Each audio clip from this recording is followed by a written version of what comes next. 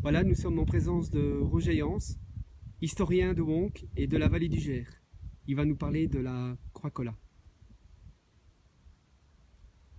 Et bien voilà, nous nous trouvons à côté de la Croix Colas, la célèbre Croix Colas.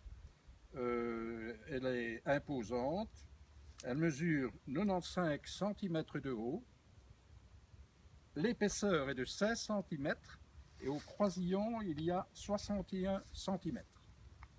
Elle se trouve à l'intersection de deux chemins. L'important chemin qui conduit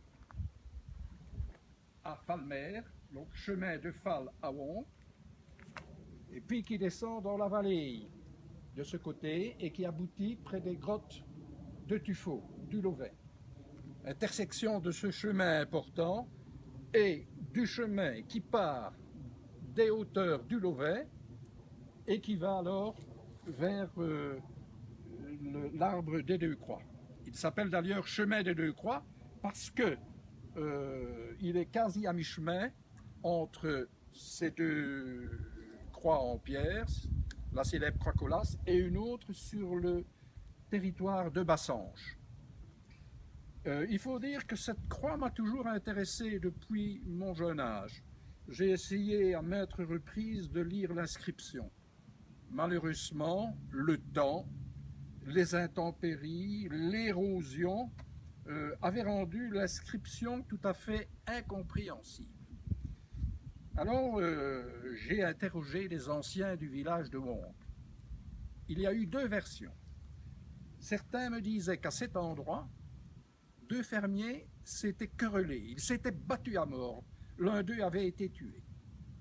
Une autre version, plus romantique, mais aussi dramatique, voulait que un jeune homme de Wonk avait séduit une magnifique demoiselle de Valmer, ici, de Fal, dans le pays flamand.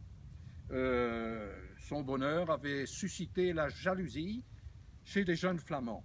Et un soir, comme il rentrait avec sa lanterne, parce qu'à l'époque il n'y avait pas d'autre moyen généralement que la marche pour se déplacer, il fut attendu ici par quelques jeunes flamands qui le rouèrent de coups et le laissèrent pour mort. Et en effet, le lendemain, on trouva son corps.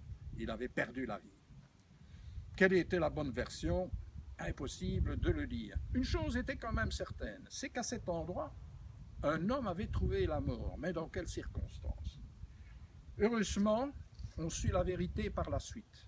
En 1991, mon ami Jean-Pierre Detré de Glon, qui était échevin de la nouvelle entité de Bassange, qui regroupe tous les villages francophones de la vallée du Gers et donc de Wonk, obtint des subsides importants de la région wallonne pour remettre en état le petit patrimoine. Il demanda à Henri Hardy des Bénémals de restaurer la croix parce qu'elle était légèrement abîmée. Monsieur Hardy, avec ses outils, parvint à faire parler la pierre. Je vous donne le texte exact. Il y a d'abord ici JHS, et puis il est indiqué si atteste Oxy, honorable homme Nicolas Frenet, de son vivant capitaine de Wonk, le 9 de juin 1656, priez Dieu pour son âme. Si atteste Oxy. Donc on atteste qu'ici Oxy fut tué, un honorable homme, c'était Nicolas Frenet, qui était capitaine de Wonk. Donc il a été tué en 1656, il y a exactement 359 ans. Quelle était la fonction de capitaine de Wonk? C'était une fonction importante. Wonk était, il est toujours d'ailleurs, le plus important village de toute la région. Et alors les bourgeois avaient mis sur pied une milice pour défendre les biens et les personnes et avaient confié le commandement à ce monsieur Nicolas Frenet. Dans quelles circonstances est-il mort? Nous ne le saurons vraisemblablement jamais. Mais on peut imaginer qu'à la tête de sa milice, il a été confronté à une bande de pillards, ils se sont battus, et le brave homme aurait laissé la vie. Reste une dernière énigme. Pourquoi l'avoir appelé la croix Colas, puisqu'il s'agit de Nicolas Freinet? Alors, quand j'ai écrit mon deuxième livre, j'ai réfléchi, je me suis dit que l'explication ne pouvait se trouver que dans la pierre. Et en effet, Nicolas wallon se traduit par cola. Donc, ses contemporains, et même après, on a dit l'icrure d'Acola, l'icroix d'Acola, et par la suite, c'est devenu Colas, l'icrure Colas. Alors, tous ces renseignements, vous les retrouverez évidemment, ceux qui ont acquis mon deuxième livre, Wonk mes 40, c'est au début du livre où j'explique tout ça. Et en fait de livre, je dois vous dire que je viens de terminer la rédaction d'un troisième, qui concerne aussi un Nicolas, mais un Nicolas de Rocklanche, Nicolas Beaurieux, qui, grâce à son héroïsme, a sauvé la magnifique ville de Maastricht de la destruction totale dans la nuit du 12 au 13 septembre 1944.